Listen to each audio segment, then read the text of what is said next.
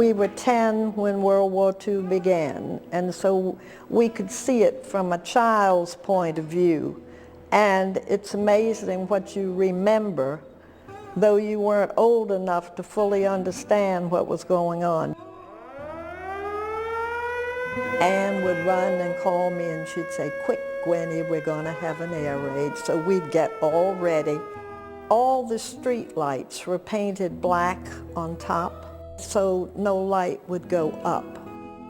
Automobiles, half of the lights on the front of the car were painted black so that the light was cast down. The Chamberlain Hotel had spires on top, big spires. They removed those during the war, and they never put them back. We had rationing of gasoline. You had to get coupons for the canned juice and canned foods and meats. Sugar, of course, was highly rationed. We thought was our mission in life was to do something for the war effort, though we really didn't fully understand war at that time.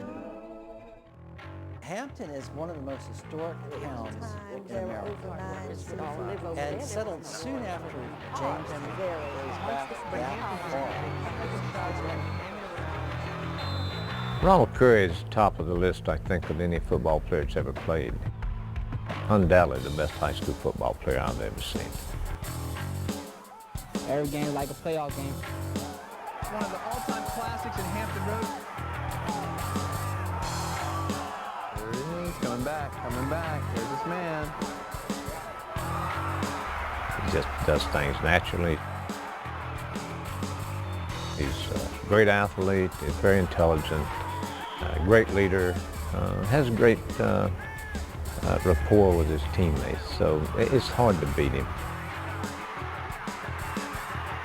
He's a good one. Well, Ronald Curry's not near the top of the list, he's at the top of the list. When you combine his talents in football primarily, and then in basketball, which I always thought was his secondary sport.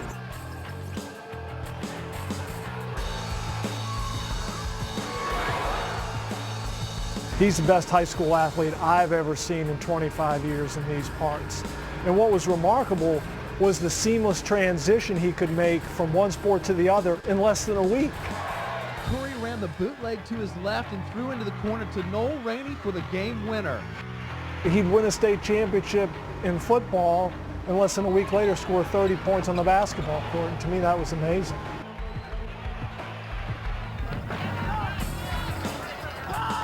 During his time there, Hampton High won 40 consecutive games, which is the longest winning streak Mike's ever had. They won 3 state championships, and Ronald's junior year, the '96 team, is arguably the most dominant team this area has ever seen. I really think if he'd gone on and just concentrate on football, that he would probably have been the highest paid football player up until that time and never come out of college. There's no doubt in my mind. He could have been, or in my opinion, as good as Brady is. But when you're playing 2 sports, particularly basketball at North Carolina, and it runs into the spring season, he missed spring season football. But I don't think he'd ever admit that, but it's got to be deep down in his thoughts sometime. And although he was a very good basketball player, he was a marquee football player.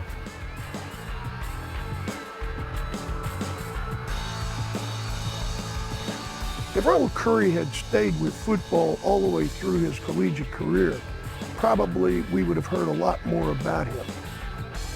Basketball was always Ronald's first love, and he wanted to play in the ACC, and the lure of Dean Smith in North Carolina was too much. And because of that, he didn't spend the time in football. Had he, I think he could have been an all-ACC quarterback.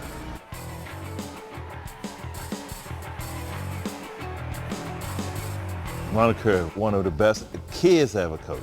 Best kids. Forget basketball and the best kids. I mean, he played for me for 3 years, a great athlete. I mean, you couldn't ask more. I mean, the national player of the year in basketball and football. I mean, that's unheard of. The thing about Ronald, so many people thought he's so athletic. but he was so mental also. Very intelligent young man. Like a computer on the field.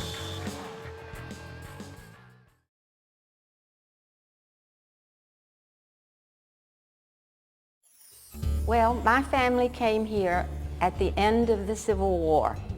My great-grandfather had read in a newspaper about Hampton having been burned out, and they came on a boat filled with lumber to Hampton. And they were going to sell the lumber to the residents whose homes had been burned out during the war, but the residents didn't have any money to buy his lumber. So he finally got in the oyster business, and that was the big deal. And all the locals said, don't plant oysters on Hampton Bar, which comes out from Fort Monroe. But he did plant oysters on Hampton Bar, and they were very, very successful. It became a huge business. He sold oysters throughout the country. After the Civil War, the seafood industry just helped to revive Hampton. Great-grandfather and his son Frank got the first streetcar line started in Hampton. It meant that people for the first time could live in this part of Hampton and take the streetcar to work at the Newport News shipyard. Before, the shipyard workers would all live over there. There were no cars. I used to ask people, do you know how lucky you are to live in Hampton? And I still feel that way. It's changed from a little 5,000 people when I started out to this great big place we have now. But I still think it's just all the places we went. I'm perfectly happy to stay here the rest of my life.